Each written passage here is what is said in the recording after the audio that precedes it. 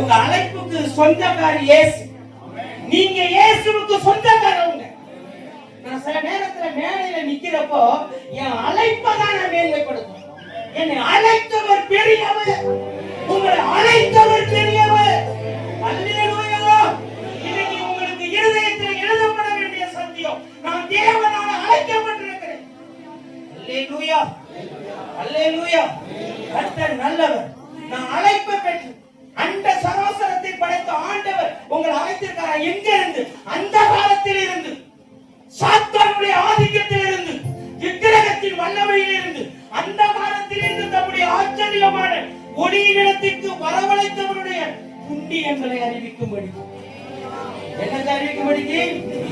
புண்ணியங்களை அறிவிக்கும்படிக்கு தேவன் தாயின் கருவிலே உருவாக்கும் முன்பாகவே உங்க பேரை சொல்லி கர்த்தர் அழைச்சிருக்கிறார். அல்லேலூயா, அல்லேலூயா. நீங்க அழைக்கப்பட்டவர்கள். அழைச்சது சாதாரண ஆள் இல்லைங்க. அகிலத்தையே தன் கரத்துக்குள்ள வச்சு ஆட்டிக்கிட்டு இருக்கிற சர்வ வல்லவர். அல்லேலூயா. எந்த மாநிலத்துக்கு போனாலும் அது அவர் இடம். எனக்கு உங்களுக்கு தான் வெளியூரு. நீங்கள நான் அவருடைய பிள்ளையா மாறிட்டாது சொந்த ஊரு. இந்த உலகத்தின் மூலப்பத்திரம் யார் பேர்ல தெரியுமா இருக்கு? நான் ஆராதிக்கிறேன் இயேசு கிறிஸ்துவே. அல்லேலூயா, அல்லேலூயா. உங்களை அழைத்தவர் நீங்க எந்த ஊருக்கு போனாலும் சரி, தாய் பத்திரம் அவர் பேர்ல தான் இருக்கு. ஒரே பேர் இடம் கர்த்தர் செய்வார். அவரால் முடியும். ஒன்று தெரிஞ்சுக்கணும், நீங்க தேவனால் அழைக்கப்பட்டவர்.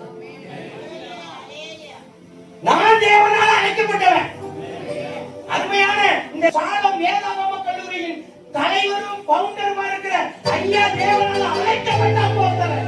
அல்லேலூயா. அழைக்கப்பட்ட அழைப்பு மாறாது, கிருபை வரங்கள் மாறாது.